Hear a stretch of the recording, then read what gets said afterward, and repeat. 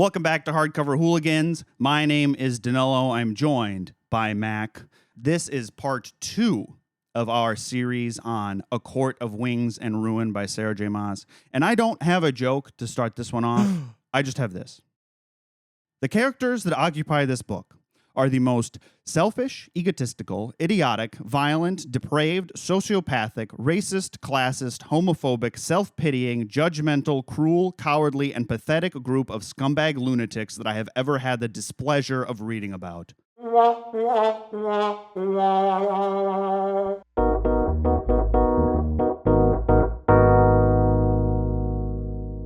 Yeah, it's a big bummer. That sucks. Because remember last time, I was kind of excited about it. Yeah, but you also had, what's that dilemma?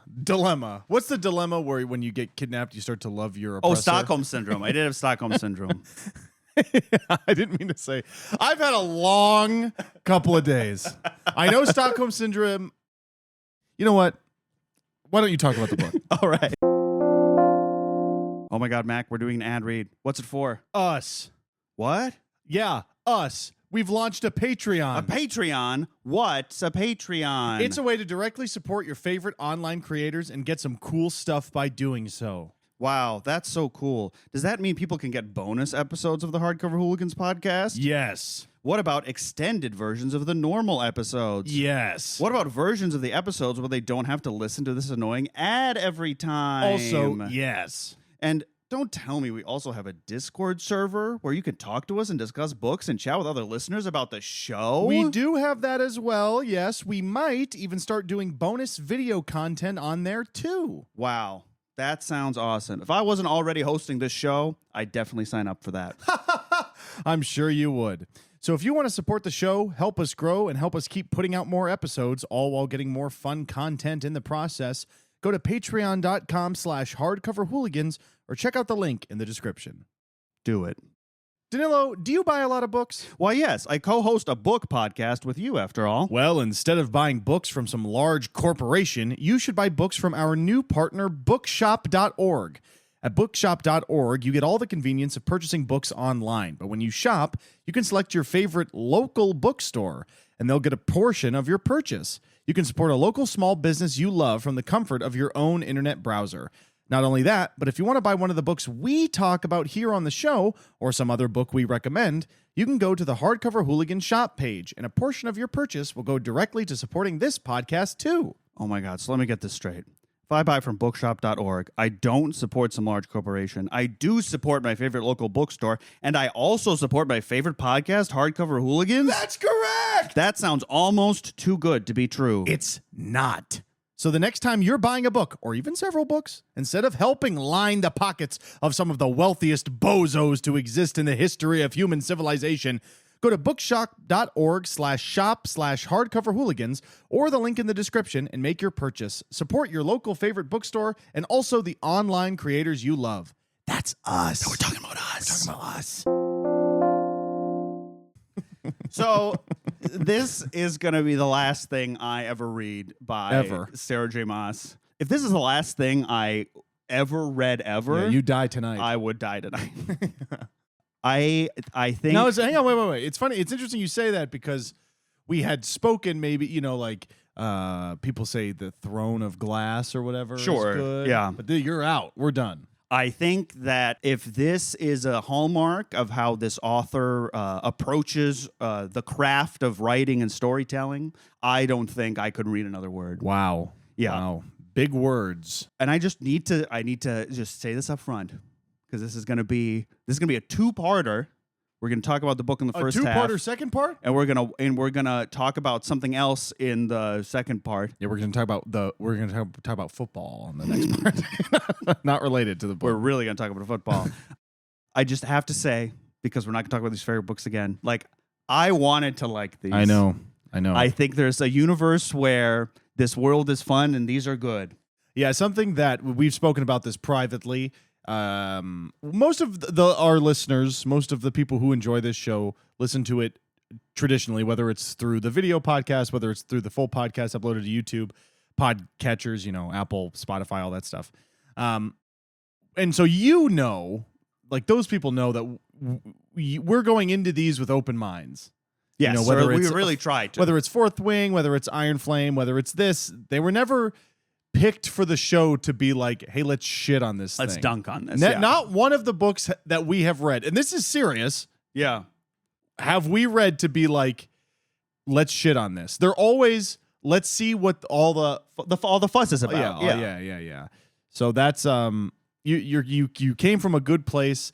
It's like you wanted to try a new pizza restaurant in town, and when you walked in the door, they shot you in the head. You didn't get any pizza. You can only order the diarrhea pizza, and it costs $100. Well, they told me it was good. And you have to order one. You can't walk out. Because when you walk in and you see all the items crossed out except for diarrhea pizza, and you turn around and the door is all taped up like an obsession. There's a guy up there who's like, "Give me your credit card."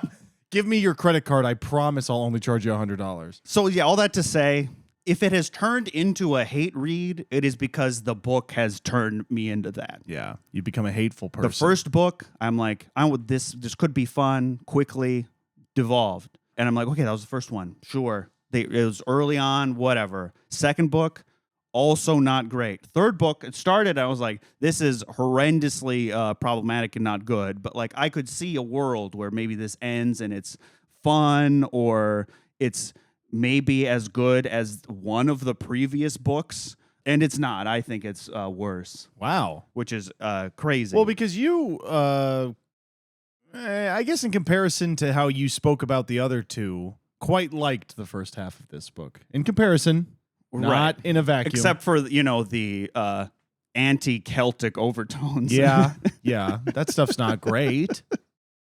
It's just, this book is 700 pages long, and it's so boring. Yeah.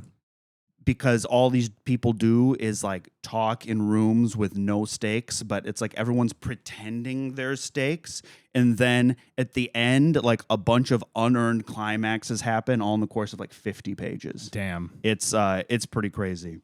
Now, last time we talked about, these books, or this book has now turned into, they have like this weird thing about like consent or whatever, and how no matter what the good guys do, they're like justified because they're the good guys, or the plot sees them as the main characters, and anything that they do that might be problematic or bad. And I think you coined the term the Feyre defense. Yeah.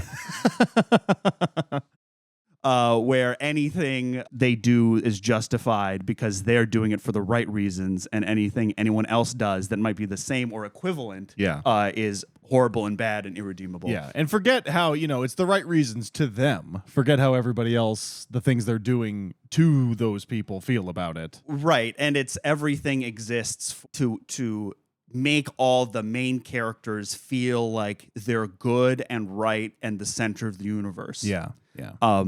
I want everyone to put a pin in that and just like follow that as a through line all the way through what we're going to talk about today and also in the next episode. Oh, I have to do some anti-Irish follow-up. Oh, thank you. So for those who don't want to listen to the last episode, I don't blame you.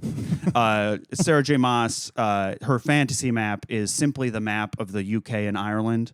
She's called Ireland Highburn, which is the Latin word for Ireland, and she has made all the people on that island be evil and want to do slavery and attack and kill people relentlessly. And while the Scotland allegory is not maybe as evil as Highburn, they're still like rapists and monsters and lunatics. The rest of the good fairy world thinks that the people in Scotland are like horrendously violent just because they have a violent culture. And they do. Right. But also there's a part of Scotland where the good guys are. Right. So thank God. More nebulous, but I don't know. Yeah. I learned that Sarah J. Maas said she modeled Highburn after a Trump. What? She has admitted to that publicly, that the king of Highburn and is his like Donald Trump and his like comedically evil like one notedness, or like how just like she's like, I was inspired by my disgust with Donald Trump. Right, because I suppose he's not in the first book.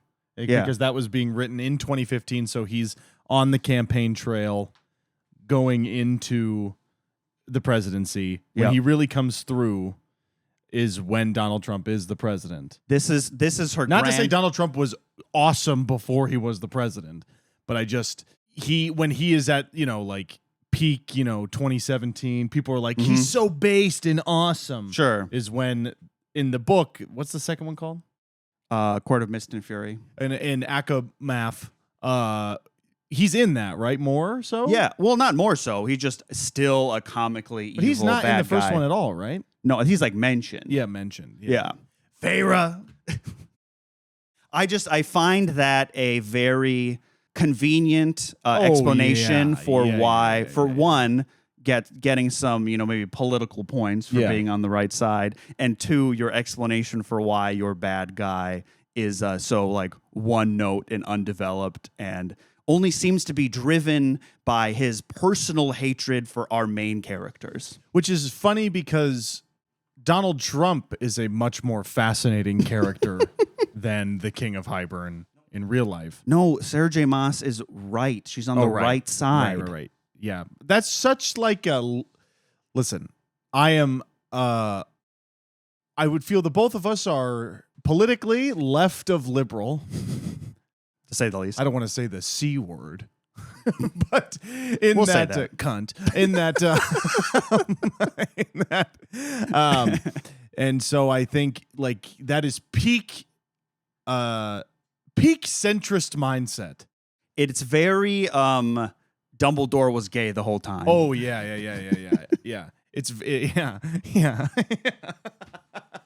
I forget that is something she like tweeted and not something that people made up. Yeah. Before we get into all the plot details, I would like to read some fun comments we got on Spotify. I thought this comment was very fun and incisive. Someone commented on our Fourth Wing episode and said, "A tall, dark, handsome love interest with black hair, tan skin, and shadow magic, and spoiler, also has mind-reading power, teaches the female main character, who is crazy powerful and always keeps her hair in a braid, how to keep her, quote, mental shields up so people with mind magic cannot enter her mind, and does so by breaking into her head until she can push him out, is a plotline in ACOTAR 2. When I read this, I thought it was legit plagiarized because there's no way that's like coincidence." That's true. Very funny. That seems to be the trope. Yeah. Like these are the only two heavy hitter romantic-y, like very popular ones we've read.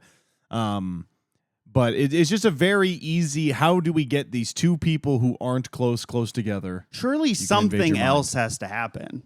That's not mental shields. And I just can't believe the shields. When I talked about the shields in Iron Flame, you're like, there's no way. Yeah, no. They got shields, baby. Because mind reading and mind battles are so intimate and cool. They are. Another comment on our previous episode on Court of Wings and Ruin. Hey guys, woman thrown in a pit here. Not much to do down here while I wait for the scary, spooky hole monster to get me. I consented to listening to the podcast this week, and I had a choice to turn it off, but I didn't, and it was very well done. Keep it up. We'll see if I survive until the next one. Thank you for We that hope you comment. survive, too. Yeah. And we'll see. It depends on how you do at the library. Depends on if you check people out quick enough. Now, this is going to be a great segue into talking about the book. This comment on our last episode said, "I can't wait until to read the part where Rhys and Feyre get frisky in the library of abused women." Oh my God. And so I went back and I realized that did happen in the part that last time that we talked about. Yeah, it went over I missed it. Yeah. So it was literally Rhys explains the whole conceit of the library on page 216. How like these women have been horrendously like abused, physically, sexually abused or whatever. On 217, he starts feeling her up. And he's like, "Oh, let's see how quiet you can be in this library." What? It's a library for victims. You employ the oppressed here, and it's like if you had sex. You do that so that you can have sex in front of them. I like to go to the and they can't complain about it because you're their employee. Because you're the owner. You're their captor. You're the owner of the library, and if you don't like it when I have quiet sex with my girlfriend, you can leave into the cruel world. Welcome to the real world. And this is the good guy. Yeah, he's our hero. He's our hero. But he's edgy, you know. But he's hot. No, he's hot. That's like if you went to a food kitchen just to feel up the employees. No, not really. Not really. Not really. It's you. No, it's you. It's as if you founded a soup kitchen. And then you like brought your girlfriend to be like, look how good of a guy I am. Yeah. And then you like tried to have sex while all these people are eating. We can cut this, what I'm about to say. Okay. It's like if you founded a soup kitchen to invite your girlfriend over and play house. Look how happy we are in our home. Yeah. Uh-huh. Yeah. That's exactly what this is. Except the people in the soup kitchen can't leave. They can't leave. Well, they can, but I wouldn't. But there's also a big bomb. But you also put a bomb in the middle of your soup kitchen. I've taken a safe place and made it sort of dangerous, and then I try to have sex with my girlfriend in there. Yeah, and he's our hero. He's our hero. Something else when I was going through all this is I just have to read. I don't think I read a ton of quotes last time.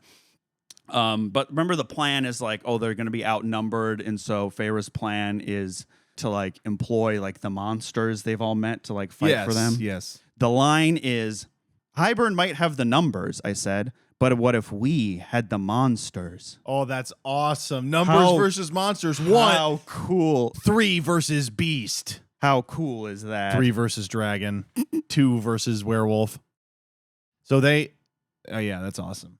Yeah, that's it's awesome. So cool. And yeah, they should really have cool. sex in the library now. They should have sex in the library yesterday. Again, so where we sort of left off is, they were attacked in the library, Feyre and her sister, and then Feyre like made a deal with the monster to like help them. Oh yeah, but she had her eyes closed.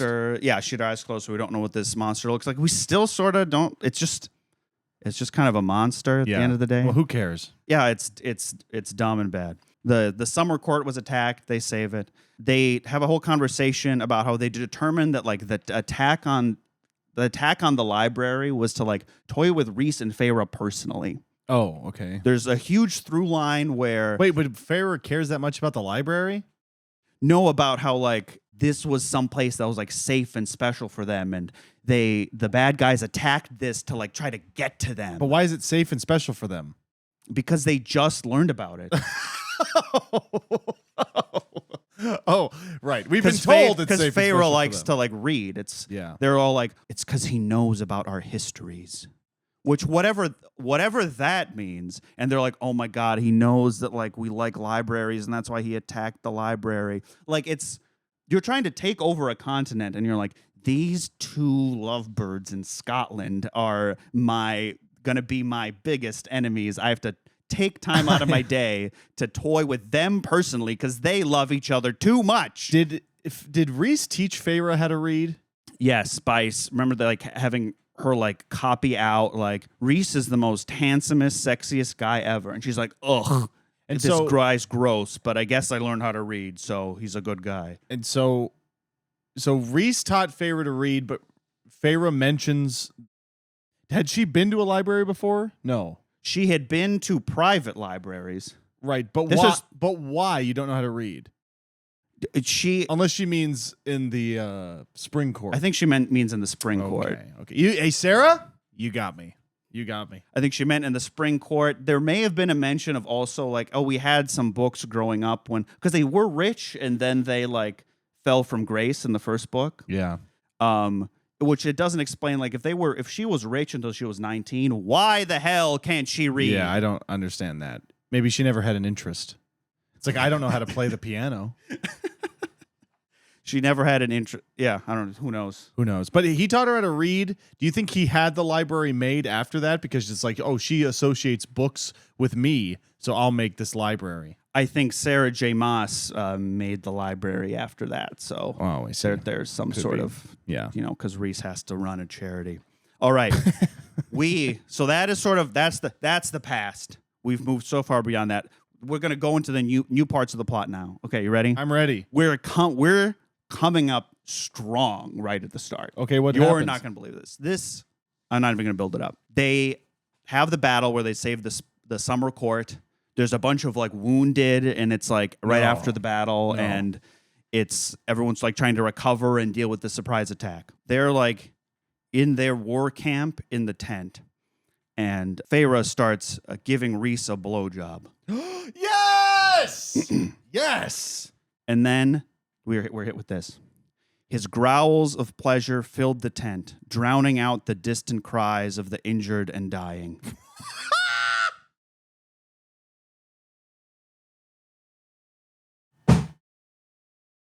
And that, ladies and gentlemen, might be the most appalling sentences I've ever read in the history of reading a book. Holy shit! What a fucking lunatic! It continues, life and death, hovering so close, whispering in our ears. But I tasted Rhys, worshipped him with my hands and mouth and then my body, and hoped that this shard of life we offered up, this undimming light between us, would drive death a bit further away, at least for another day. She thought she was cooking, man. Can you imagine? These idiots are like, if we have sex, we're doing all the wounded people around here a favor. Yeah, they might lose their legs because they were horrifically They might not burned. even know we're having sex, but I hope that if we both simultaneous orgasm, then that somehow will lift their spirits. Heroes. How come our politicians are doing that?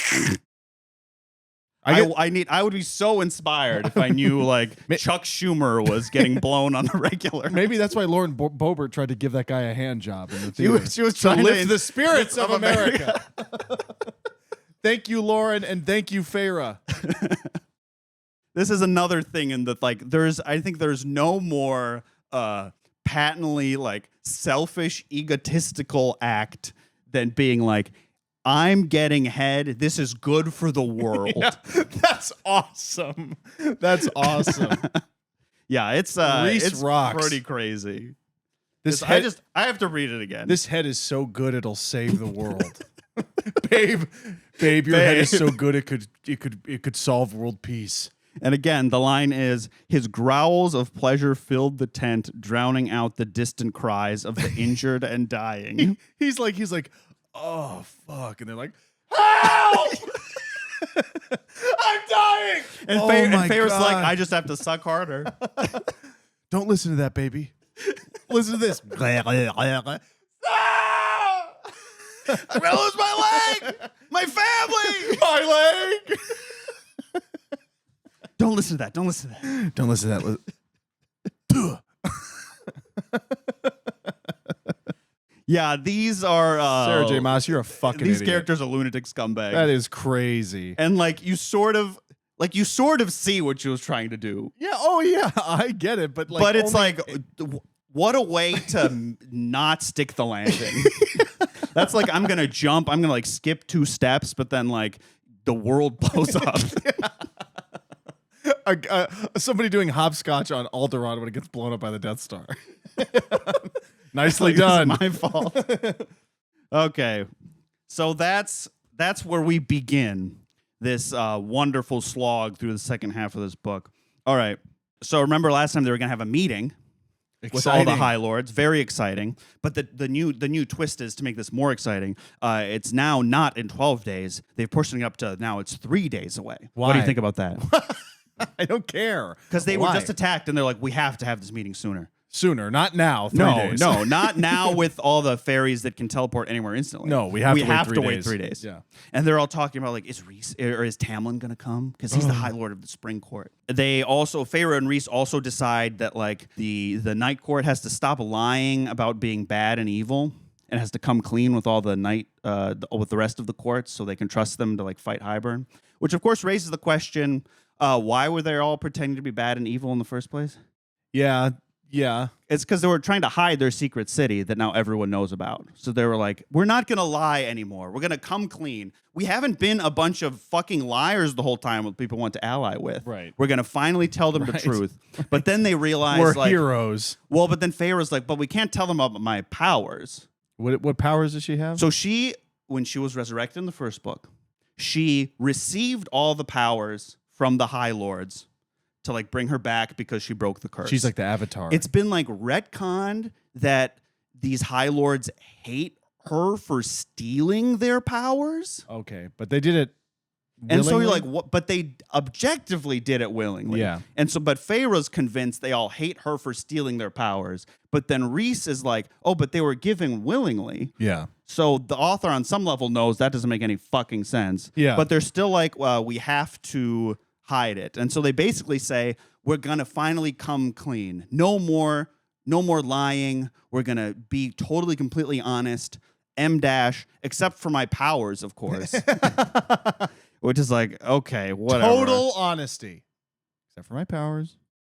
Rhys, at a certain point, is like, I don't know if this is a flashback or something, wants to show Feyre something. Oh, that's something nice. like sort of like vulnerable. It's like his family's private treasure hoard. Okay. And he, unironically, like gestures to it and says, the family jewels. And it's not a joke? No. He's trying to get more head, this guy. This Rhys is always fishing for head. Let's get some head, in the room, in my like parents' storeroom. Let's kill a guy upstairs so he's screaming, and then you can give me a blowjob. Which I think The family jewels. I was like, it almost like started gaslighting me. I'm like, I'm pretty sure that's like slang for testicle. I know, but I'm like, she used it with such like conviction that I'm like, maybe I'm wrong about that. Oh, that's awesome. That's the power of literature. Literature. The family jewels. Feyre, why don't we kill that fellow upstairs and you can slob on my knob and fondle my family jewels? He said it with a devious grin, though. So I don't know. So it Maybe might he is be a fishing. joke. Maybe he is fishing for head. Rhys fishing for head? Some of the pieces we don't like are kept at the Court of Nightmares, just so they don't get pissy. What? Who? I don't know. What do you mean? The Why people don't they in charge get, of the night. Why don't the they Nightmare get Court. pissy that they don't have your stuff? It's like Danilo, you have to start keeping stuff at my house, or I'm gonna freak the fuck out. What? Why?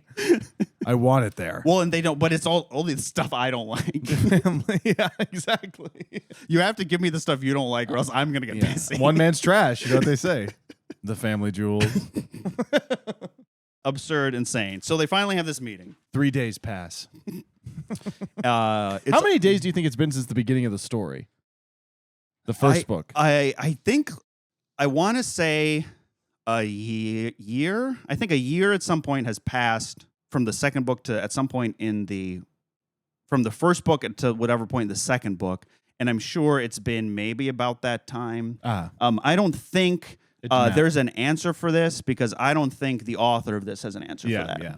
I think it is different depending on what chapter you're reading, probably. They have this meeting, and they're all arguing about bullshit. And then Tamlin shows up. The Everyone's Lord like, of the Spring Court? They're like, let's wrap up this meeting. And I guess Tamlin's not going to show up. And then Tamlin shows up. And Sorry, like, I'm late. Whoa! He reveals. So in the end of the previous book, a big deal was made how he sided with Hybern to try to get Feyre back, but they could like stage their troops in the Spring Court, et cetera, et cetera. He shows up to this meeting, and that's why Feyre hates him and tries to leave him and ruin his like hold on power in the Spring Court. He reveals he was a double agent. He's like, I invited Hybern so that one, I could save you, and so two, I could like get information on their invasion, which in retrospect makes a ton of sense. Yeah, that's a reveal. Why were we on Team Tamlin? Oh, we were on Team Tamlin because of the obvious character assassination, and we're contrarians. Oh, right. But so now it turns out the big reveal is, at least according to him, he was never bad. Right. And he just did. He's like, in one fell swoop, I can get info on this army. I can maybe start attacking from within, and I get my girlfriend back By inviting them to the Spring Court? Yeah. Doesn't he have spies he could send to Hybern? I mean, probably. Yeah, maybe they're so there. he admits this, and Feyre, instead of reflecting on maybe I was wrong, she calls him out for. She's like, you don't get to change the narrative to benefit you. Okay. Which, like, if it's the truth, I don't really. If it's the truth, I don't know if he's just changing the narrative. Yeah. But it looks really bad for Feyre. And he basically says, like, because of all your crazy machinations, Highburn actually now is, like, stronger. No. Because, like, I can't sabotage them because my hold on power has gone down. No. I know. And this does not cause Feyre to self-reflect for 1 millisecond. Of course not. He's clearly lying. There's also the when Rhys reveals that, we've actually been good guys this whole time. Rhys is like, so when I was like, Amarantha's whore or whatever, I was actually like trying to sort of work against her, right? Even though there was no results of that work. That's the justification for how he was like a creep assaulter, but now he's a good guy. Sure, but also we don't really think about that too hard, right? But the reason is because he was Amarantha's thrall, right? Yeah, and also like the Night Court has made up this myth that they're actually all evil and bad to protect one city. During this meeting, the other High Lords sort of start grilling Rhys in a pointed way because apparently the Winter Court, whatever, tried to rebel, and Amarantha, as a punishment, like took a bunch of children and like executed them. Oh, and then so they're like, so hey Rhys, where were you doing that? Because I remember you being there. And his excuse basically sums up to, I was in a different room. I wasn't there. I didn't see them. She kept me in a room. The door was locked. What do you think? I can teleport? That's legit his excuse. Because he's like, oh, when I told Amarantha not to execute you, High Lord of the Winter Court, she probably suspected that I was on your side. And so when she killed these children, she kept me in a room and I had no way to know about it. Right. And then Tamlin is like, why should we believe you? And everyone in the Night Court, all of Rhys's friends, lose their shit. Because they never heard the story before. Oh. And so their reaction is not, what a morally nebulous situation. They're like, and especially Feyre is like, oh no, poor baby Rhys, how hard it must have been for him to go through that. What? What a horrible story. That must have been really hard for Rhys when those 20 children got summarily executed.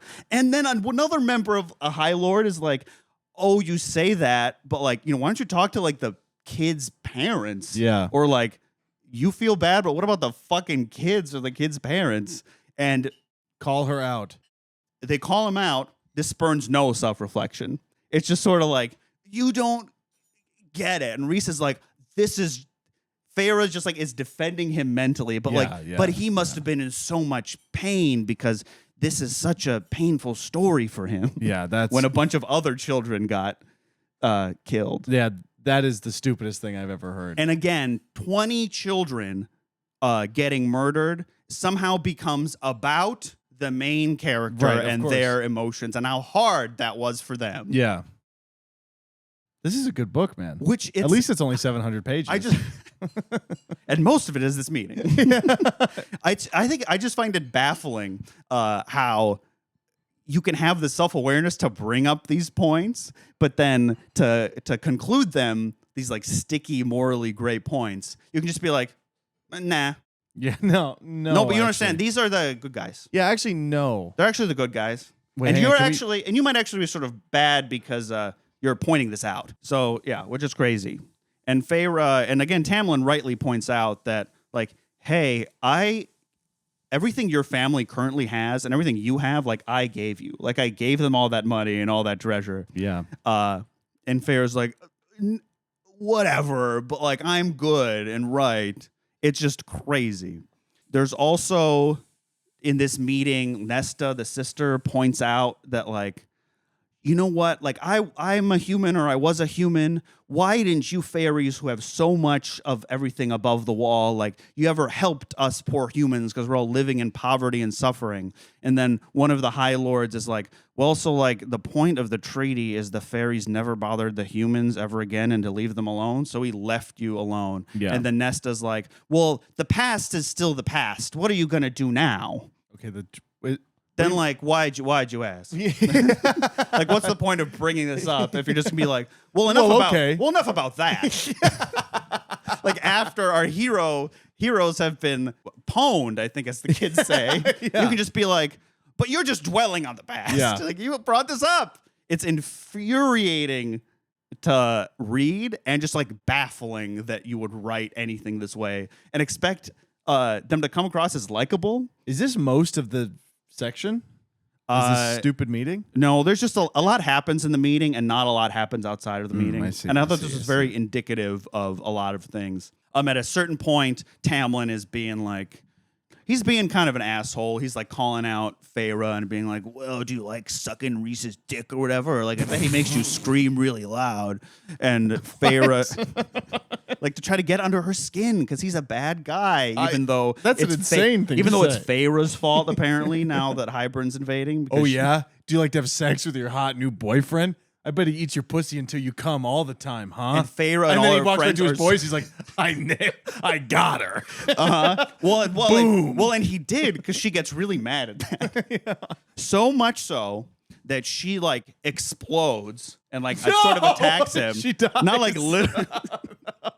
Tamlin doesn't. Tamlin kill her. explodes her. But she like explodes at like the indignity of this. Yeah. And other High Lords are like, okay, so clearly like these people are trying to make an alliance or like unstable. We're not going to do this alliance anymore. We're done. Oh, wow. That's good. Feyre basically Blew it. But in the next paragraph, Feyre's like, I can't believe I blew it. Rhys is like, it would have been something eventually. So it was doomed to fail. After Feyre ruined it, It would have been something. something would have. Something would have. One of us would have All blown these up. High Lords are always at each other's throats. Something would have ruined this tentative alliance we had anyway. And he puts it- and- it's not your fault, babe. It's not your fault you attacked someone at the meeting. Then he puts his hands behind his head. Anyway. Hey, dude, can you start screaming?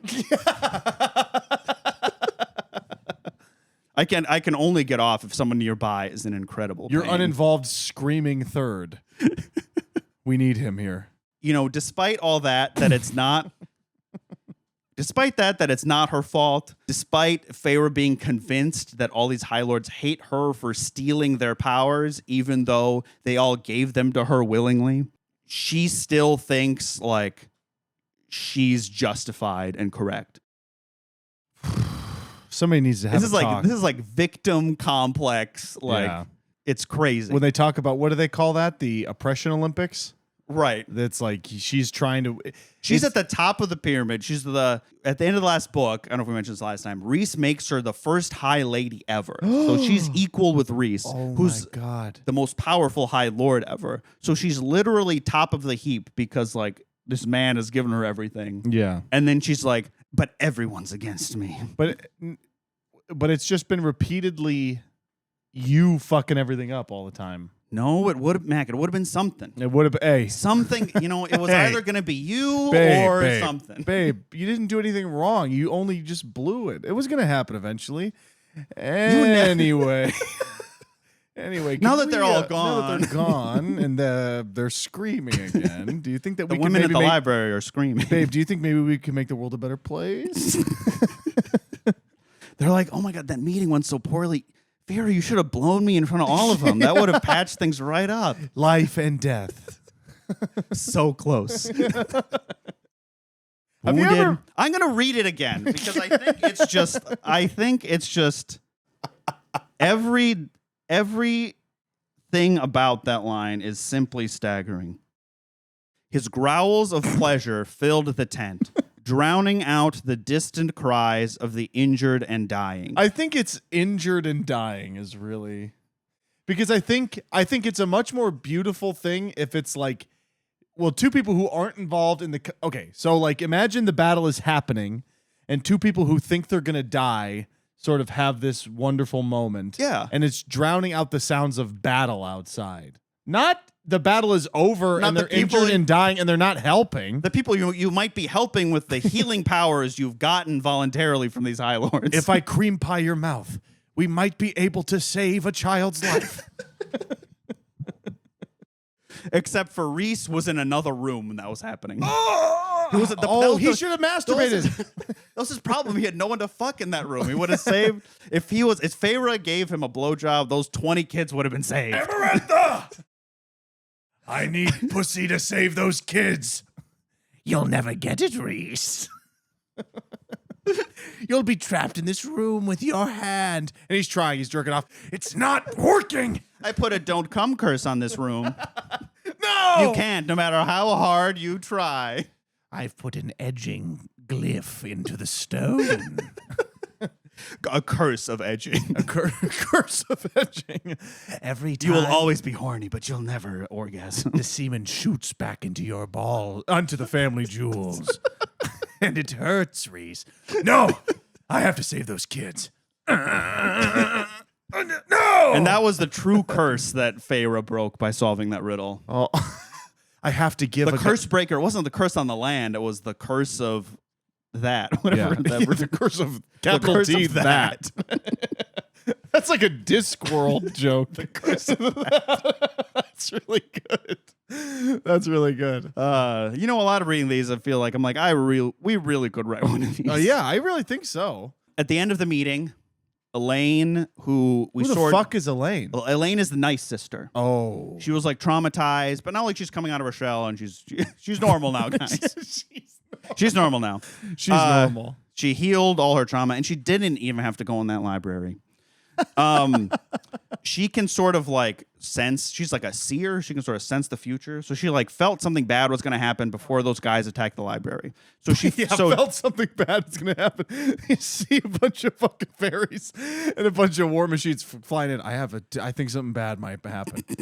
Can somebody? Well, that was the battle. Can somebody please go down? The library was a I thought it was attack. the same. The battle is a separate event than the library being attacked? Yeah. The library, it's like two. That's why they're like, the library was personal. It's because the battle wasn't. No. And so she got head after the battle or the library? After the battle. Okay. Okay. These are important details. All right. So whatever. Elaine starts getting premonitions. Something bad is going to happen. Right at the end of this meeting, all the fairies feel it. The wall has been destroyed. Oh, the White Walkers. The king of Highburn has destroyed the magic and invisible wall with the magic cauldron. So Feyre, I have my cauldron. It's a beautiful cauldron, but it's poetic because Highburn wants to do the opposite. He doesn't want to build the wall. He wants to destroy the wall. We're going to destroy a wall and we're going to make Feyre pay for it, and she's salaried.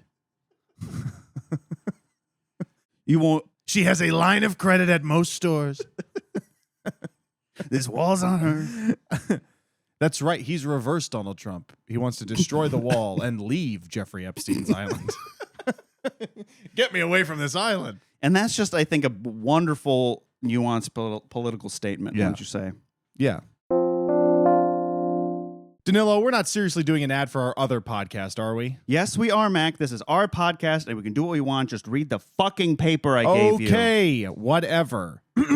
If you want to immerse yourself in a deep and complex fantasy world while also being guided through it by a group of hot and funny people having a great time, you should check out our other podcast, Malazan Maniacs. Mac and I have somehow convinced his wife and my girlfriend to read the Malazan Book of the Fallen, a high fantasy series written by Steven Erikson, who drew on his passion for history and anthropology and wrote a sprawling 10-book epic with ancient deities, human empires, immortal bone zombies who make wry comments, grotesque demons from another universe that are the comic relief, soldiers doing banter in certain death situations, shape-shifting dragons that travel between dimensions, a guy who gets soul-shifted into a puppet and loses his mind, and a guy who lives in a floating fortress and has a really cool sword. And every chapter starts with like a beautiful poem, and that's just scratching the surface. It's a very special series. So if you've always been meaning to read this series and maybe were too intimidated, or if you've never heard of it and you're intrigued by what we've said, we'll be your guides as we navigate our significant others through this series that, to be honest,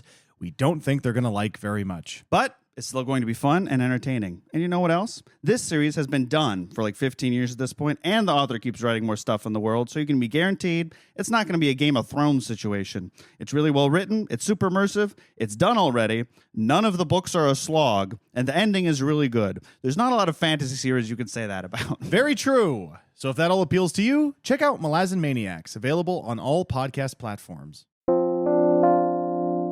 So now this is where like the war part starts, because like now that the King of Hybern has destroyed the wall, they can all like flood into the human zone and like enslave all of them. Is it a magical? I asked this, I'm sure, every time you brought up the wall. Is it a magical wall, or is it like a real wall like Game of Thrones? It was a magic invisible barrier.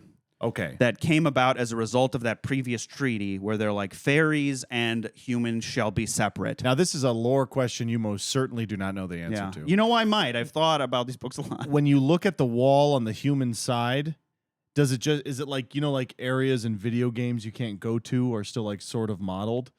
Or like, do they see like more grass? They just can't enter that? Because I think it would be cool if the wall was it's not like a hard like thing. You walk into it and then you just sort of like find yourself back where you came from. You know, that's such a good idea that I want to say that might be what it was in the first book. But I don't think any thought is spared for any details about this wall after the fact. Yeah. It's just like, that's the wall. But when they say it was destroyed, I guess I just ask that because it's like... It's like imagine like a magic force field. Yeah, and that's been shattered. He used a magic item to destroy a magic force field he couldn't go through. Okay, and the force field. I'm sorry, because they're two islands, and so the force field is like over the. I mean, they're two like it's fucking the UK and Ireland. So this is nothing happens here. Okay, what is this? This is like the mainland. So this is an island that's separate from the mainland? Yeah. And that's where the fairies live? Yeah, all the fairies are in England, Scotland, Wales, Ireland. But that's the wall. So it goes across to also here. So it's not a good... These are also fairy lands. Despite, I think they're human... It says fairy realms. Okay, well maybe... these are like mainland fairies, I guess. Is that Africa? That's just a place where there's... I don't know what's going on the mainland. We're going to... For the video portion, we're putting it up on screen.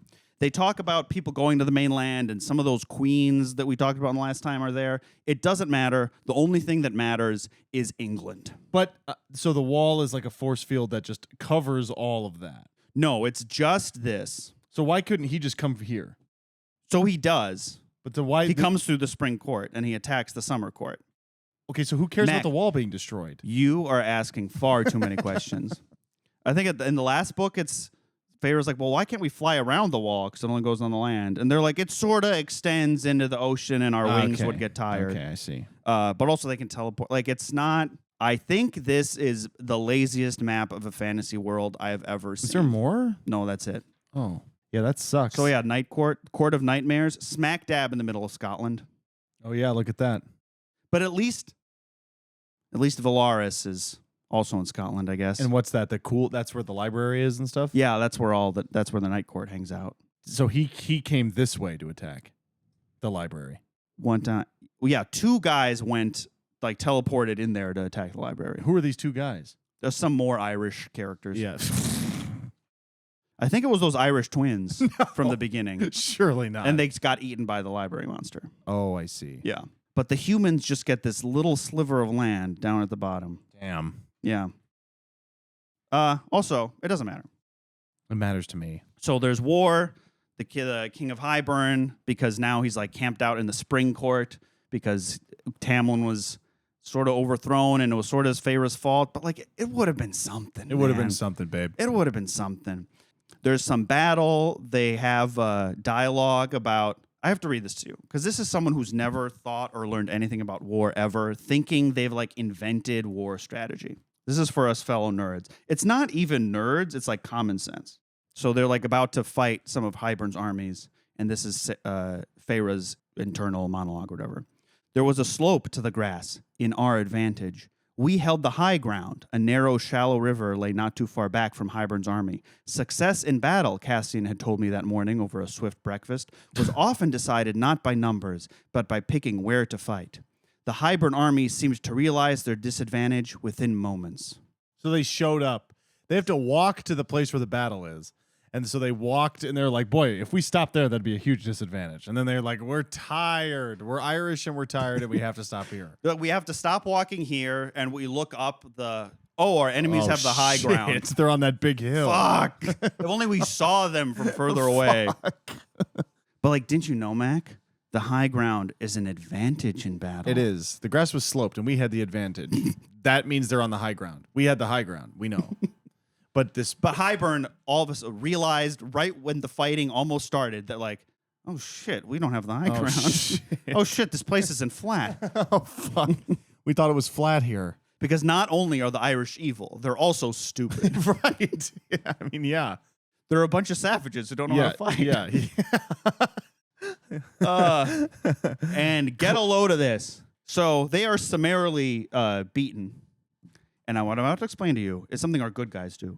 Almost immediately, so they get defeated pretty swiftly. A bunch of the army surrenders.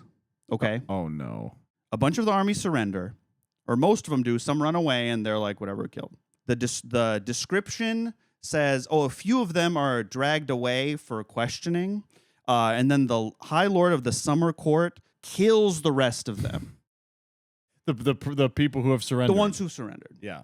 By making like water appear in their throats. So they, quote, drowned on dry land. These are our good guys, folks.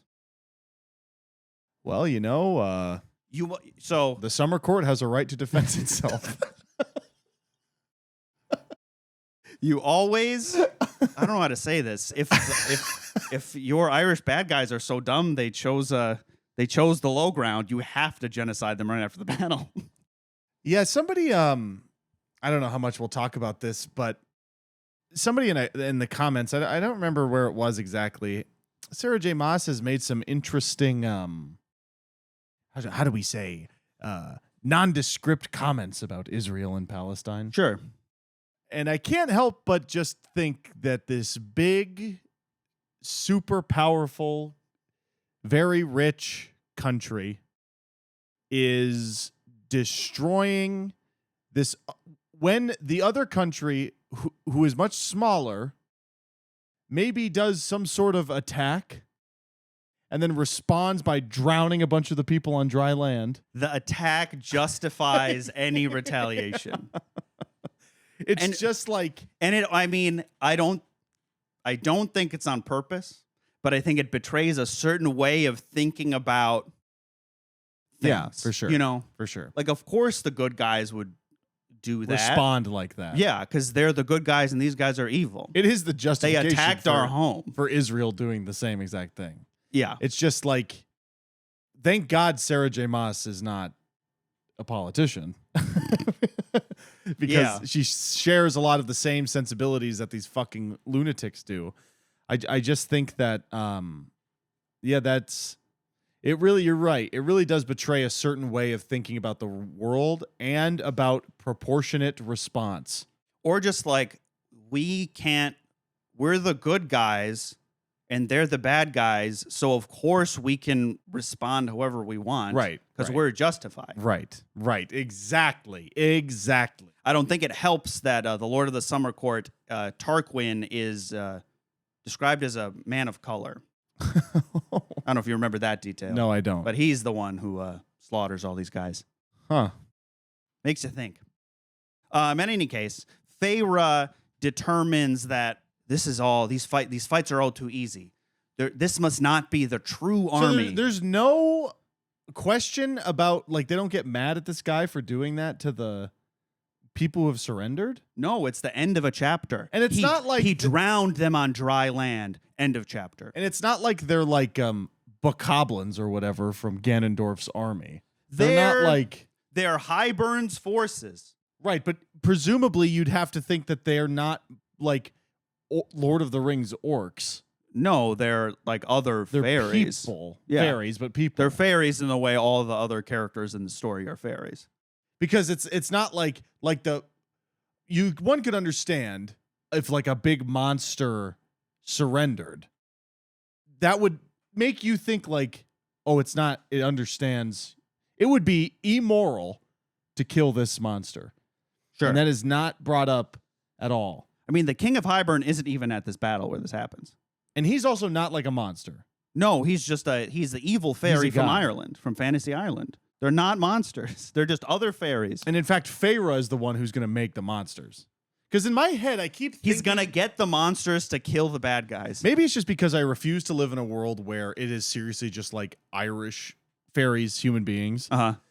I really keep thinking that they're an army of like Ganondorf's army of monsters or something. I think they are kept so vague because I think any specificity would cause people to be like, I don't know about this. Yeah, That's why they're never individuals. This is another thing I wanted to bring up. The King of Hybern, he doesn't have a name.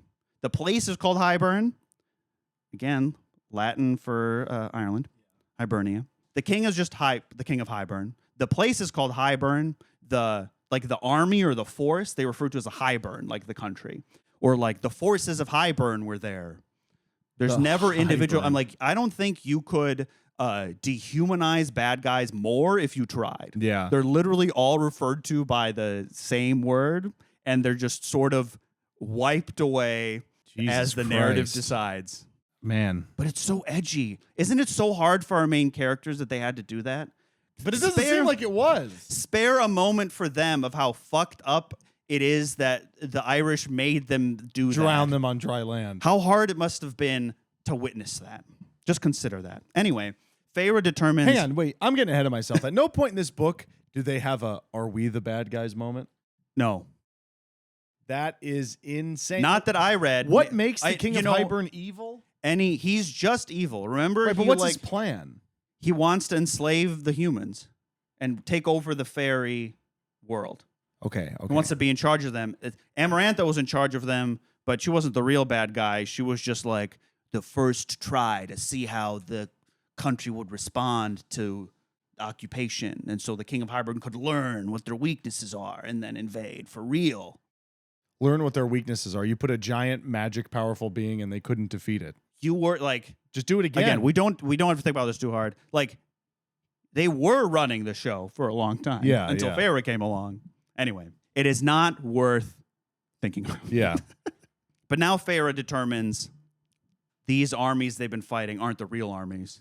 These armies they've been exterminating aren't the real ones. They're too small. And so she's like, I have to find the true army. And she's like, I know exactly who to ask. The Suriel. Now, do you remember what the Suriel is? You know the answer to that is no. So this is that fairy creature where, like, if you find it, it'll tell you the answer to anything. Oh, yeah, but it, like, destroys your mind. It's like a walking... Well, not really. There may be some drawbacks, but those have been long forgotten. Yeah. It is a walking, talking plot device. Yeah. So Feyre finds this... It's just like a guy? He's like, yeah, hey, it's like a monster. So none of these monsters are really given any concrete descriptions. Yeah. They're just sort of like, and its fangs and its claws. Right, and it will look like a monster, you know? Yeah, awesome. I don't think I have any imagining of how any of these like monsters look like. Sure. I just need you to know it's not your fault. I know. And so she asks, do you remember Feyre has to find the magic mirror called the Ouroboros? I do remember to that. give it to the bone carver so the bone carver helps them fight the Hybern. She goes to the Suriel and she's like, okay, so to find out where Hybern's true army is, I need to like find the get the mirror that like tells me everything or whatever. And so basically, wait, I have a question. Again, this is probably just going to tell me not to think about it. Yeah. The fairies control the land and are magic, and they don't know where like a huge army is encamped. No, and I think you're missing something. They can also teleport anywhere. So just teleport to every mile. If you got everybody to stand in a line, You don't understand. and teleport a mile forward, and you didn't find them, then you just restart and teleport half a mile backwards. The teleporting spy master is too busy eating dinner. I think he has no spies or scouts, or no thought was given to this. But did you know the high ground has the advantage? I just wanted to say this too. I bet Reese drowned in her throat, Feyre's throat. Nice. Thank you, thank you, thank you. So whatever, Feyre needs to find the true army, and to do this, she like has a brain blast in the middle of another battle. She leaves the battle to do this side quest. I have to go find an army. Well, so she doesn't tell anyone. Yeah, deserting. They call that deserting. Mac, you don't understand. That's me. I signed up for the Marine Corps. I'm fighting, you know. I have to go read a book. What is the Marine Corps fight? The disenfranchised in the Middle East. And I'm like, I gotta go find the other bigger army, and then I run away. And then I get the Medal of Freedom. Yeah, you're being them too easily, and you're like, there has to be a bigger army. This is too easy. These guys are going down too easy. You're like shooting like the I have a whatever drone. the Sting missiles or whatever. Yeah, what are yeah, those missiles yeah. called? No. Or like the I know what you mean. I'm like firing the tactical missile. yeah, I'm fighting tactical missiles. I'm firing that, like, ICBMs at Right. Villages in Kuwait. And I'm like, these guys are going down too easy. There must be a big group of bad guys somewhere else that are the real enemy. It's just she's overcome with bloodlust. I need a she's like slits a guy's throat and drinks his blood. He's like, I need a bigger foe. So she leaves, and you're supposed to read it, and you're like, yes. So she deserts, and she's like, now is the perfect time. In the middle of a battle. Yeah. It is actually not the perfect time. Now, Slaughter these disenfranchised people first, and then go find the bigger army. No, but believe it, this comes up later that she leaves in the middle of the battle. So she finds the Suriel and basically asks it like, so all of a sudden this like horrible monster, because she goes to it at different points in these books to like get answers to her plot questions, they like all of a sudden have like a rapport. Yeah. Feyre, I'm the Suriel. Basically, it's like, wow, the Suriel is like, oh my, like, I've seen your whole story. And she's like, am I going to go crazy if I look into the Ouroboros, this magic mirror? And the fairy's like, only you can decide what breaks you. Oh, yeah. Isn't that beautiful? Yeah, that should be on the front. I mean, those are things that are quoted in the 5-star Goodreads reviews. Right, of course. Yeah. And wouldn't you know it, as soon as it answers the question, arrow through the throat. The Suriel? The Suriel. Feyre turns around. It's the priestess from the first part of the book, Ianthe. She's the rapist? Yeah. And Feyre's like, oh my God, the Suriel's dying. I have to distract the high priestess. He's dying. Arrow through the throat. Yeah. Oh my God. He's still alive. He is still alive. He's like gurgling in his own blood, or she, or they, or she's. I don't think Sarah J. Maas is woke enough for the Suriel to be a. The Suriel is gurgling, and she's like, "I need head now." Well, so and Feyre's like, I'm gonna run to give the Suriel like more time to heal, but and the high priestess is chasing after her, and Feyre's like, you know where I'm at? I'm near the Weaver of the Woods' cottage from the previous book. Boys, you ever been sprinting through the woods after the Suriel gets shot through the neck with an arrow and you find yourself next to the Weaver of the Woods? The Suriel. It's Tony the Tiger. They're Irish.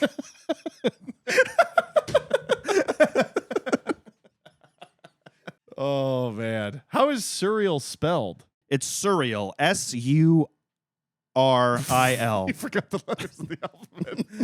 It doesn't matter because it's going to die shortly. S-U, the one that looks like a guy sort of hunched over. I-E, and the one that looks like a guy standing up. So Feyre goes to the Weaver of the Woods cottage. Remember she stole the thing from them last time? It's another creepy monster thing in a cottage. And Feyre goes in there, and the Weaver of the Woods is like, hello, Feyre, last time you were here, you stole something from me. Arrow right to the throat. Well, and Feyre's like, some guys are going to run in here about a second. And she hides behind the door, and they run in, and then she closes the door behind them, and then the Weaver of the Woods kills this high priestess and the two guys she's with. Oh, nice. There you go. And then so Feyre runs back to the Suriel. It's still alive. Oh. Exactly. Hell. And they have this rapport, and it's like, Feyre's like, I didn't even really get to know you that well. I don't... It's like a big, scary fortune-telling monster. She literally says, I didn't even know your name. It's the Surreal. And It's Tony the and Tiger. the Surreal literally says, it doesn't matter. Yeah, it doesn't matter. It doesn't matter And that he's you know right. what my name. I never got named. Oh, I'm you about to idiot. die. It's too late for me to have a name now. I never knew your And name. and the Surreal leaves Feyre with these words: leave the world a better place than you found it. Oh, wow. Yeah, yeah. And Feyre, Me, when I would definitely come up with famous quotes. and Feyre at the Surreal dies in her arms. No. And Feyre's really sad, but she's like crying, but she realized something hopeful. She realized the Surreal was a dreamer. What? It wants a better world. The Surreal was a dreamer. Isn't that beautiful? What do you mean a dreamer? Like No. somebody born here from parents from another country? Yeah, the Surreal was an immigrant, so of course, she had to die in this book. I kid you not. It's just like, hold on, where is it? As its chest rose and stopped altogether, as its breath escaped in one last sigh, I understood why the Surreal had come to help me again and again. Aside, I think you're the one who kept finding it. Yeah, You kept looking for it when you went to had it. an issue with the plot of this book. Anyway, had come to help me again and again, not just for kindness, but because it was a dreamer. And it was the heart of a dreamer that had ceased beating inside that monstrous chest. What? What? Things that make you go, What is that? The Surreal had a redemption arc. That's the stupidest It shit wasn't I a ever scary heard. monster. This book is the dumbest fucking thing in the world. All right, so then get a load of this. Feyre comes back to the war camp and the new battle's catchphrase. done. And everyone is like, hey, bitch, where'd the fuck you go? They're mad at her. Yeah, of course they're mad at her. And but I might just have to read it. But basically, even Reese is like, hey, that kind of wasn't cool. Yeah, you and can't do Feyre's that. like, could you have asked next time? Because who knows where you could have gone if you were hurt or whatever. You didn't tell anyone. And she almost died. And Feyre is like, well, if I asked you, would you have even let me go? Yes, of course. No, and Reese is like, I don't let you do anything. Right. We're equal partners in this. I don't let you do anything. Can I go outside? No. No, she's like, you're both we're equals. So you have to make strategic calls too. Yeah. She's the first lady. But really, please leave a note. And I'm saying that and he makes it so clear. It's like half a page of and I'm not saying that in a controlling way. Yeah. I'm saying that in a Battle strategy way. hey, we're like your family and a battle strategy. And if we're relying on you, you can't be fucking off to do random side quests because that could fuck us all up. And Feyre's like, whatever. Yeah. Again, the through line of even something as simple of telling your husband where you went in the middle of a dangerous situation is framed as the fact that he might want that is could be construed as controlling. Yeah. And he has to have this whole speech about I don't let you do anything. You decide what you get to do, but also leave a note next time. Or I don't know, tell me with our mind control communication connection. Yeah. Anyway, after the battle, Elaine, the sister, because she was born from the cauldron, she gets called by the cauldron. Feyre wakes up and there's no one in her bed.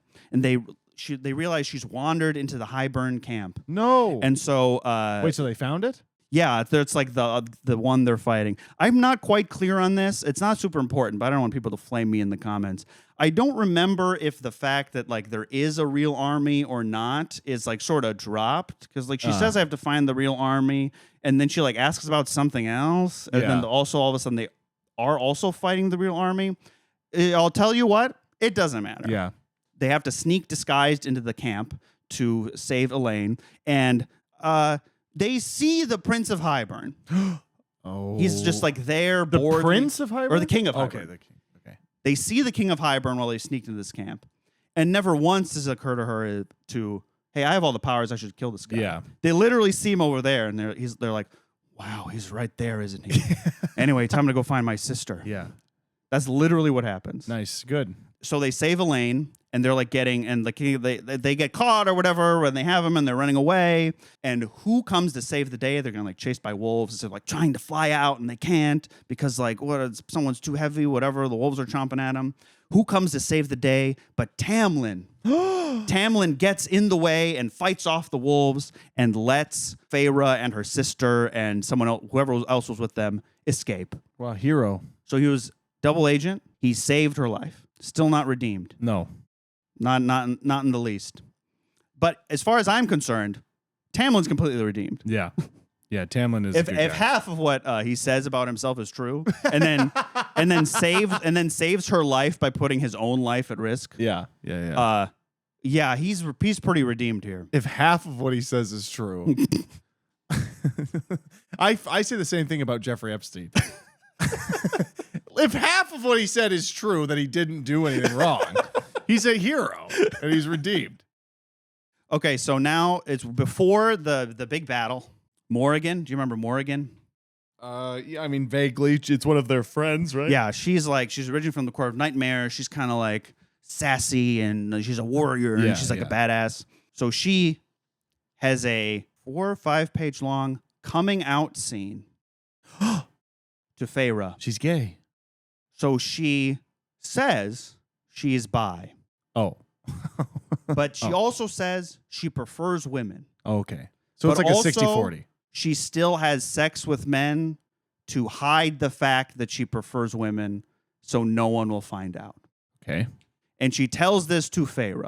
Yeah. Why? I don't know. Yeah. Because she like because they're like sisters now. You know, that's nice. They're friends. And so one of the other Asriel's this other guy. He's been like flirting with Morrigan for 500 years or whatever.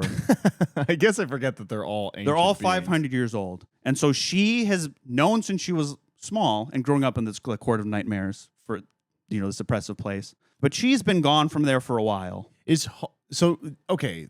The fact that characters have to come out begs the question that homophobia is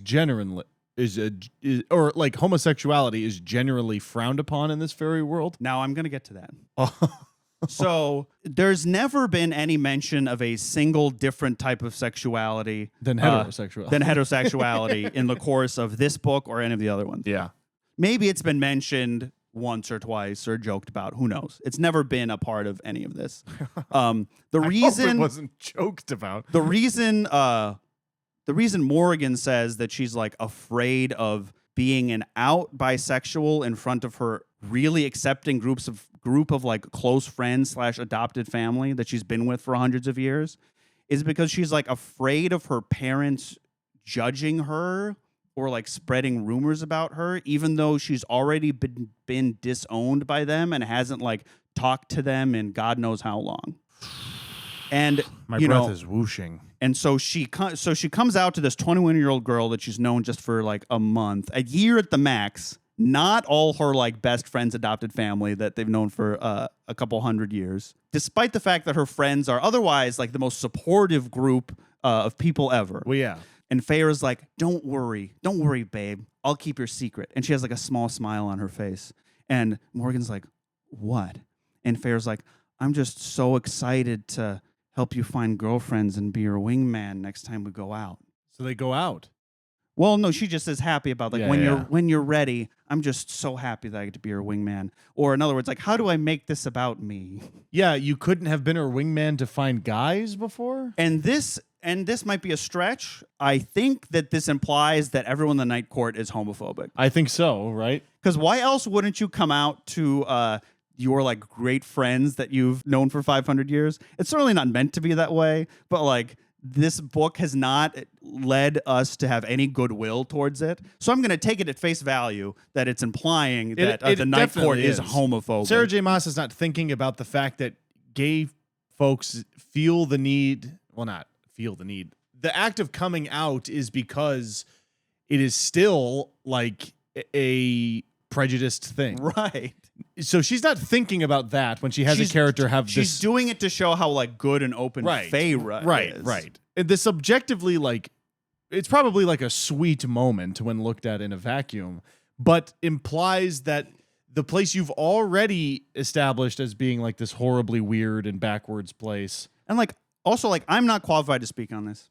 And I know that, like, bisexual people can, like, have a preference, say. But the way she describes it is, like, I've been having unenjoyable sex with men so that no one finds out I prefer women. And she says, but I'm bisexual. Yeah. Which doesn't feel great to me. And I think I'm just going to leave it there. Yeah, I think that's fair. So now we come to the climax of this book.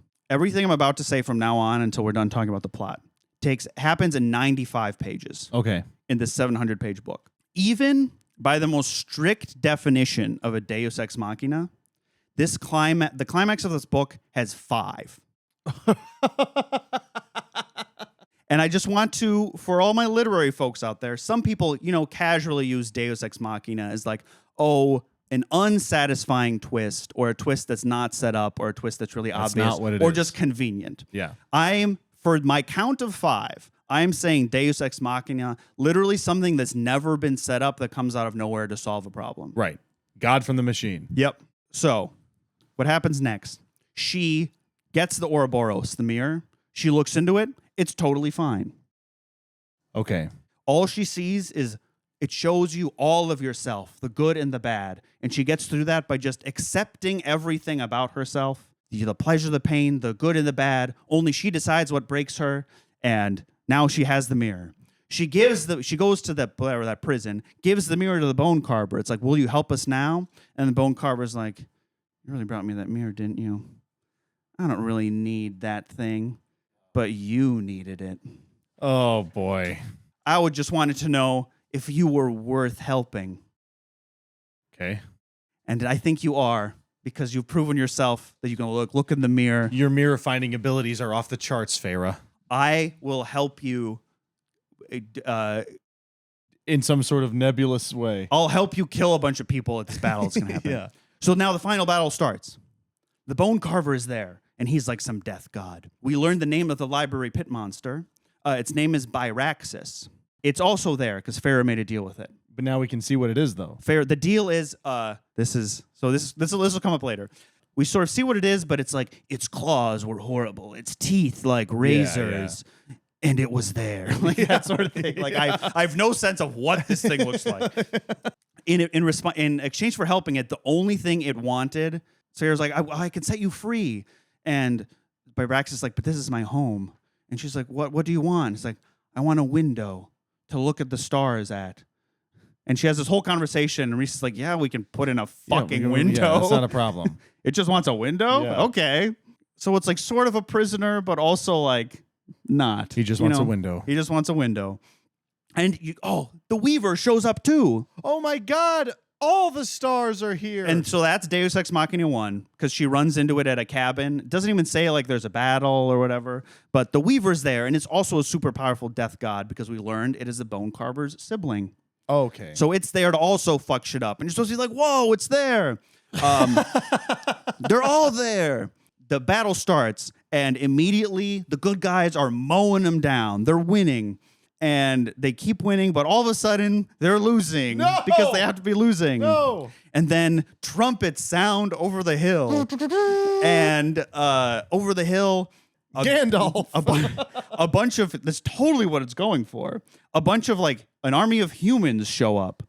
They're not going to do anything. They're magic Humans, fairies. and also the guy from the Autumn Court who said he wasn't going to show up. And some forces from the Spring Court also show up. They're like, great fodder. This is Deus Ex Machina 2, because this was never taught, like, oh, good guys we thought weren't going to come are here now. Yeah.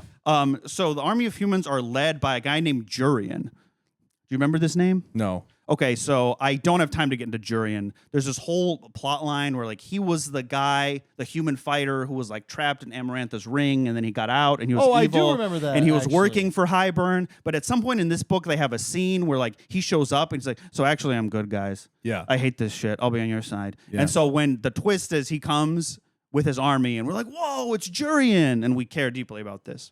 And so now they're winning. But oh no. The king of Highburn uses the cauldron, and it's sort of like a nuclear bomb. And he he just, I imagine he holds it like the mouth facing down, because like it's describably like sends a blast from the cauldron. Right, it would have to be the like it's sort of like a big cannon. It's like a right. and it like hits the good guys and it explodes. and it kills the bone carver. No! That's the exit bone carver. Feyre's looking at it. Pursued the bone by carver cauldron. gets exploded by the cauldron, and Feyre's like, the bone carver's dead. Wow, we're fucked. And now they're losing. No. And then they look over at the ocean, and Hyburn's armada arrives. They Oh had my armies God. on ships, and they're like, oh, now we're really fucked. But they look at the other coast, and oh my God, who's sailing from the mainland? It's Drakon. Oh! Yeah, that's everybody. Oh! I've it's not Drakon. mentioned this because it's not important. I barely understand it. There's some it's like the mainland fairies, and they have some relationship with the humans on the mainland, and Lucian was sent to try to get them, but we sort of forgot about him. But now they're here, and oh my God. And who else is with this army? It's Feyre's dad. I knew you were going to say that. And Feyre's dad. And that is Deus Ex Machina number 3. Feyre's dad shows up with 3 ships. One named the Feyre, one named the Elaine, and one named the Nesta. Boo. And the Feyre, who has not seen her dad in fuck knows how long, is like, Dad, oh my God, he named his ships after us. Wait, what is after me. Isn't he like a blind old loser? And No, he just brought no. 3 empty boats to an Irish guy? No, Tamlin gave him a bunch of money. Oh, right. And so then he was rich again. And the whole last book, he was gone trading on the mainland. And I think because he still doesn't have a name. Yeah, Feyre's dad. Still no name. They're fighting and wow, it's neck and neck. And then Feyre and Amren are like, we have to go get to the cauldron because Amren has found someone was like, the secret to defeating them is in the back of the Book of Breathings, which was a big thing in the last book, and who cares? And Amren is like, okay, I know this book. I know what we have to do. We have to get to the cauldron. They go to the cauldron. Somehow the Weaver had secreted the cauldron to the side to some predetermined point. It doesn't matter. Again, all this, we're not even halfway through the page count. Yeah. We're all talking about this is 90 pages. The King of Hybern is also there, and they're hiding, and Feyre's like, his footsteps haunted her dreams. She's awake. He's so evil. Well, she talks about it implies that she's had nightmares about his footsteps. But she hasn't heard them. Well, I think she's heard them in the previous book, but I think that's just a crazy detail to be the footsteps. even his footsteps were scary. I had nightmares about his footsteps. Even his I think it's just yeah. what are we Whatever, doing? Anyway, whatever. but Hybern, the Weaver's weakened from secreting the cauldron away. And Hybern is like, you're here now, huh? Fuck you. Snaps its neck. The Weaver? The Weaver is dead. And Feyre's like, oh no, I thought maybe the Weaver would live, but What an astute observation, Feyre. But any hope of that I had faded when he threw her body to the dogs. And so she gets devoured by dogs. And this Exit Weaver devoured by dogs. and this I guess normal fairy can simply snap the neck of a death god. Yeah. So the book holds the key to winning this whole thing. Feyre grabs the cauldron. It has to be her for some reason. And Amren's like, Feyre, I'm so sorry. Amren's done we're going to put heavy quotes around betrayal. And she's like, it's not the secret to winning the battle. It's the secret to setting myself free. Oh, because she's the one trapped in the... She's like some god trapped in a fairy body. And she's like, I want to be free.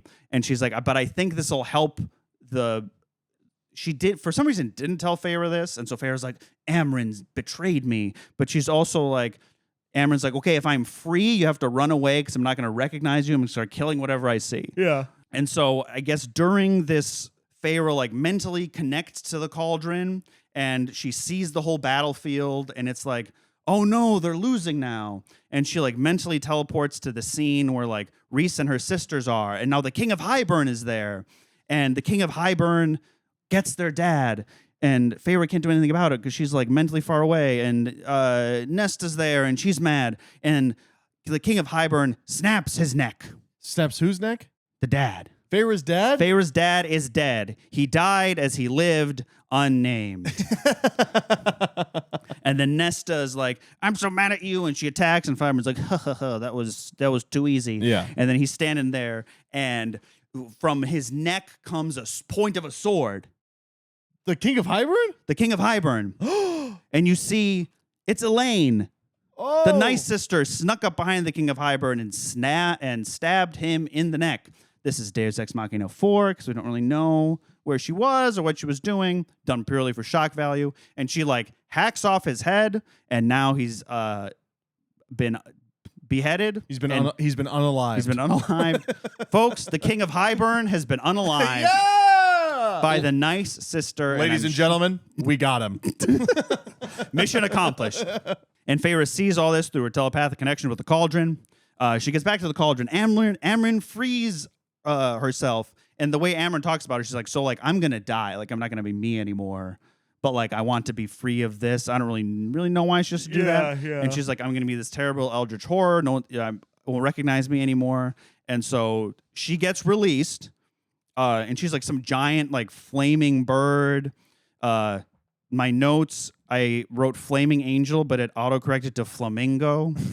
So it says some giant bird or flamingo angel. Flamingo angel. But no, some flaming angel. And she attacks Hybern and is destroying them. And now they're winning again. Yay! And now I'm not counting the twist that now Amryn was released and they're Deus winning Ex again as Machina. Deus Machina because it was set up that she was going to release herself at some point. Except that is a god from a machine. God from a book. From a book. God from a cauldron. Deus Ex book. Deus Ex cauldron. Deus Ex cauldron. But here's the problem. The King of Hybern is dead. Amryn has destroyed the armies. But Amryn getting freed broke the cauldron. It's now in 3 pieces. No. And because it's the thing that Like created the Triforce. because it's the thing that created the world, now that it's broken, the world is going to start unraveling. And Feyre's like, oh my God, what have I done? They just like dropped the cauldron on the ground and it broke? I think it was all the power going through it, channeling through it to free Amryn. It broke the cauldron. And Feyre's like, what have I done? Maybe I can fix it. No. And like she like puts her hands on the cauldron, mentally connects with Rhys, and through the joined power of their love, they mend the cauldron right then and there. That sucks. It went from broken to fixed in 6 pages. But then they mend the cauldron. She's like, wow, we fixed it. But then she looks and she sees Rhys is dead. What? Rhys Oh is dead my because he God. healed the cauldron. And then Feyre goes there, and all the High Lords are there, and Feyre's like, hey, all you High Lords, remember when you brought me back from the dead? Bring Rhys back from the dead. And someone says, it's not the same because you were a human. No. And she's like, but you have to do it. And so they do it. Okay. But there's one High Lord missing, Tamlin. Of course. And Tamlin looks at Feyre, and he says, be happy, Feyre, and drops his power into Rhys, and Rhys comes back to life. Wow. Yep. Wow. What a hero. I know. I'm also 21 gun salute. not counting this sudden death reversal as a Deus Ex Machina because technically they did the same thing before in a different book. It's a horrendous storytelling to kill the love interest and then bring him back. 3 pages later. Yeah. Also, this raises the question of why don't they do this for everyone? Because it's so easy. Why does anyone die? Yeah, Why is dying ever a big deal? Anyway, but everyone's like, oh, Rhys is back, but it's really too bad about Amryn. Like, she's dead. She's some evil whatever. And Morrigan is like, look at over there, the cauldron. And everyone looks at the cauldron, and Amryn climbs out of the cauldron, and she's fine and normal now, and she's just a normal fairy. And that is Deus Ex Machina 5. Wow. That's the big battle of the book. Feyre goes to bury her father. Everyone says he was a great man. Not great enough for a name, apparently. She says some dumb thing about, like, he was just laying there. There was no blood because Hybern hadn't even allowed him to bleed. Oh, because he got his neck snapped. The indignity of not being gored to death. She's like, oh, there's so much blood everywhere. And she says, only our father had not bled. He hadn't been given the chance to. What? I know Sarah J. Maas thinks that's awesome. What does that mean? Yeah. That's so stupid. He had not been given the chance to bleed. What could that even mean? Anyway, so they have all the High Lords and everyone sleep at like the Archeron Manor estate. That's nice. It's like a big sleepover, but it was ruined earlier in the book. Like Hybern attacked it because again, it was some personal thing, whatever, it doesn't matter. They have this big meeting and Feyre's like, no, we all talked for a long time. Like we're going to go back to do the wall or the treaty or the humans. And, we talked for a while, but ultimately nothing changed. And everyone was like redrew all the lines of their courts and everyone went back home and things are exactly as they were before. We can have strong borders again. Feyre gives Tamlin a note and it just says, thank you. And the ultimate reversal, Feyre references Tamlin as the love I had found and let go.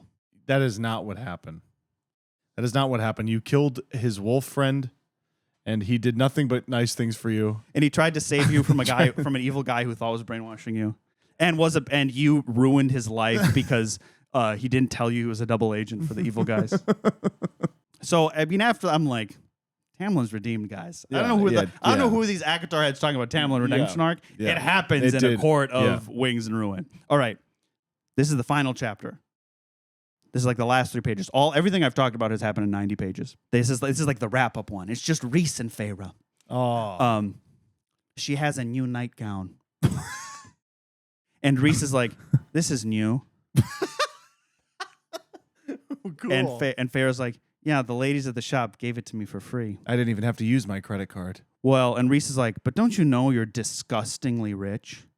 And Feyre's like, well, just because I have money doesn't mean I need to spend it. And then Rhys is like, hey, Byraxis, the library monster, didn't come back to the library after the battle. So I think we're going to go have to hunt it down and bring it back. Why? Because that's the next. And she's like, wow, we just have a life full of adventures ahead of us. You have to go enslave a monster? That wanted to leave? Yeah. Yeah. And this is like, she's like, wow, we just have so many other fun side adventures to go through, like re-enslaving the library monster. And Rhys flies and carries her up into the sky, into the night sky above Valaris. And then he lets her go, and she flies on her own, despite not having trained her flying for probably at least 450 pages. Do you think Rhys picked her up and dropped her with the intent to kill her and she started flying? And he was like, oh. He was like so close. Feyre. And that is the end of the book. Wow. And there's 2 more? We'll get into this next time. Okay.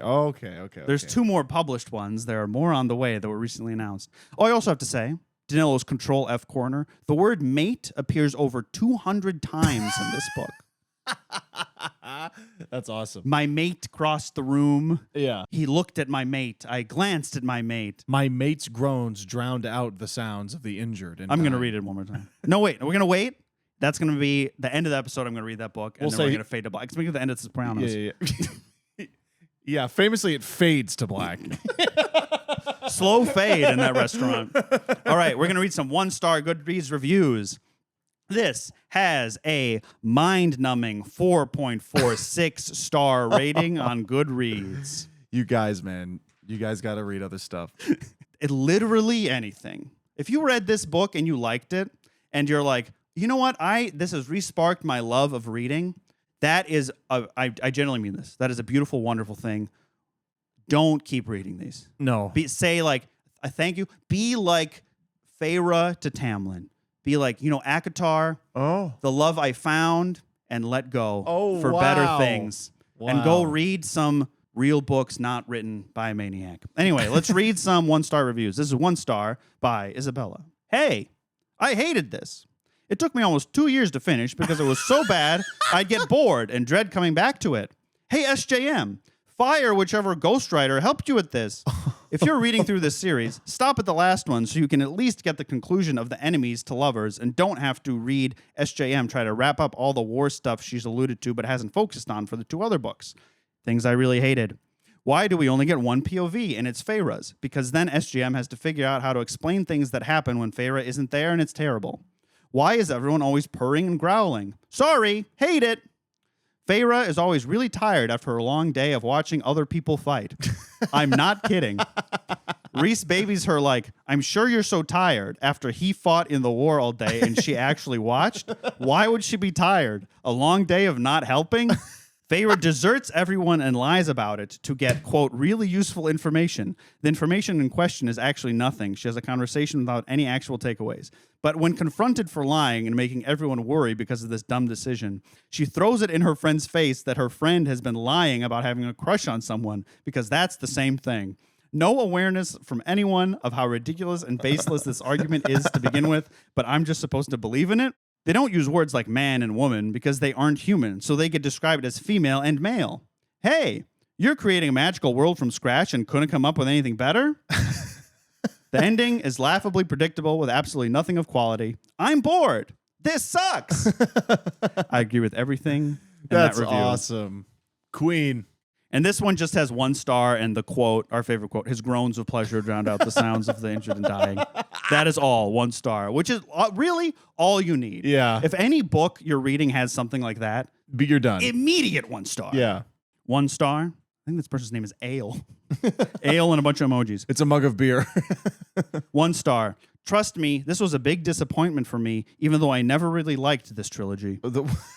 That's a damning review. 1 star by Johnny. A court of queerphobia and death cop-outs. Racist Queen Maas has done it again.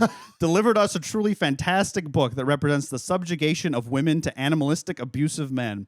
Her tropes are so overdone and terrible. I think Maas hates gay people and people of color and women. Keep your animal kink away from us, bitch. No stakes. Death cop-out. Shit writing. I've seen 12-year-olds write better than this. How the fuck is this almost 5 stars when it's the shittiest series of all time? J.K. Rowling level pandering. Transphobic. Only using males and females as descriptors. Lazy, stupid, rapey, forgettable. The worst descriptions of sex known to man. Love how they almost fucked in front of traumatized SA survivors. Love how Reese's moans blocked out the sounds of wounded people dying. You've done it. You've truly done it, Queen. The most god-awful, anti-feminist, pro-genderal bullshit I've ever seen. That's awesome. Dude, Johnny, but if you want to come on the podcast, man, you got an open invite. I don't want to gender people, but I think it does not look like a man. I will say that, just so you know. Now, you can say no to this, Mac. This review, I'm going to read part of this review, and then I'm going to pass it over to you, and you're going to know what to do. Okay. 1 star. Sarah J. Maas is kind of like the Donald Trump of writers. In the description way, not the racist, well, maybe not the most diverse, but definitely not the sexist. But all her female characters serve to get boned by the hottest guys in the world. Anyway, definitely more on the descriptive side of things. So I feel this book is going to go along the lines of this. We need to stop the evil thing or whatever. Oh my God, she's naked. Enter me. His rod was so big, like the biggest rod ever. Like, think of the biggest rod downstairs and times that by 10, like that big. And his balls were big, like so big, like beach balls. And his tongue was down there. And it was so in me, like the best way in me, like so good, like the best, the best. And then his rod was in me, like all the way in, and the mountains were trembling, like the biggest earthquake you've ever seen. Like way bigger than any other earthquake ever in the history of America. Did I mention he's the hottest fairy? Like the hottest, the biggest muscles out of all the fairies. The end. Mac, thank you for doing that. Of course. We got a couple more short ones. I feel like we've just been through so much. I really feel like we need to be thorough. And there are some funny ones in here. 1 star by Little Rug. Oh. I have a high tolerance for garbage, but even I couldn't stand it. DNF. I bet if you know that person, you're like, damn, they really do. 1 star. This book is written first person by the female main character, but the entire story is about the trauma and redemption of the men. There's got to be better fantasy smut out there that isn't set in a manipulative, toxic, misogynistic world that worships an all-seeing cast iron pot. Dude, these people are awesome. It never doesn't get funny that it's a cauldron. Yeah, it's a cauldron. And it's not a cauldron. And it's not like metaphorical or even really big. It's just a normal cauldron. You can like get it easily, carry it. Apparently you can shatter it and mend it very easily as well. Oh my God. Oh my cauldron. Oh shit. Oh cauldron. Oh. Oh cauldron. Oh baby. Oh cauldron. Oh cauldron. Oh cauldron. Oh cauldron. I'm gonna cauldron. I'm in a fucking cauldron. Where do you want me to Amron? There's apparently also a deity in this world called like the Mother. So like occasionally they won't say cauldron. They'll say like by the Mother or whatever. Mother. Oh, Mother, I'm gonna cauldron. And I had to look this up because it was like all Mother caps. I'm like, what the hell is this? I think it's just like it's randomly inserted wherever SJ Maas, Sarah James SJ Maas. Social justice. Social justice Maas. She's a real SJM. Social justice Maas. Social justice Maas pwned on the internet. That's gonna be the title of this video. Social justice Maas. More social justice. Sign me up. All right. 1 star by Z. I put the same amount of effort into this review as SJM's editor. Moore had a 6-page long coming out scene, and to this day, I still don't know what her sexuality is. 1 star. This series is so tiresome, it makes Game of Thrones seem like ancient holy text. Why did I read these? Oh yeah, sunk cost fallacy. Sarah J. Maas, you are not allowed to say snarl or purr or impressive male ever again. Fair. 1 star by Gabby. Was it good? No. Did it need to be 700 pages? No.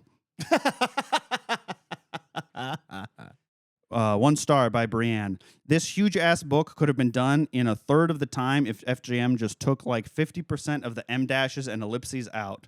It's basically the everlasting gobstopper of books, except instead of candy, it's a rusty nail in your mouth. Fuck everyone who isn't Lucian. And yeah, I like Lucian. I like his eye.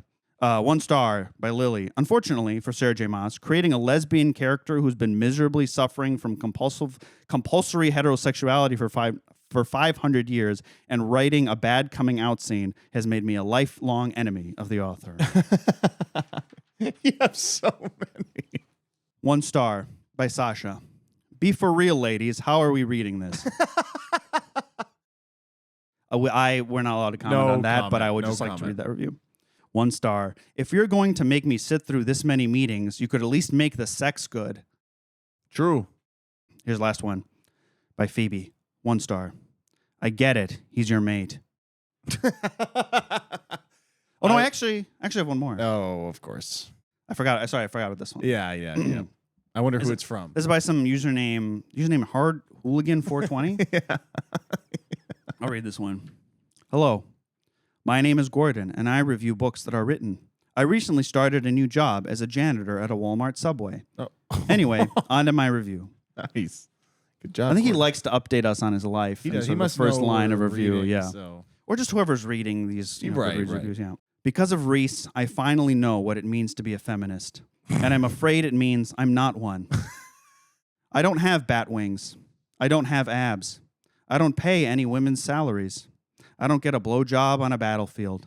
I don't own 5 houses. But enough about me. SJM, you've done it again. I'd give this 5 million stars if I could. Feyre and Reese are endgame. Drakon and Miriam are endgame. Callias and Vivian are endgame. Elaine and Lucian are endgame. Amryn and Varian are endgame. Casta and Nessian are endgame. Those are all people in the book. Yeah, yep. The ending of this book felt like the end of the Lord of the Rings movie, parentheses, last one. But so much better because there was more girls, parentheses, more feminist. Tolkien would never.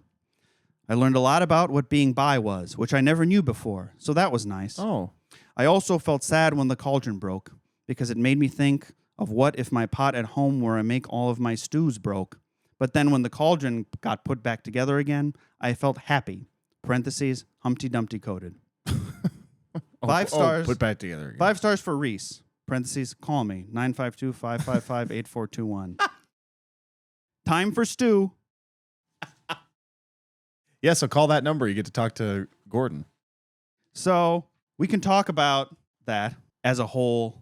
I want to point out the through line of everything the good guys do is justified. Yeah. And everything the bad guys do is bad and evil.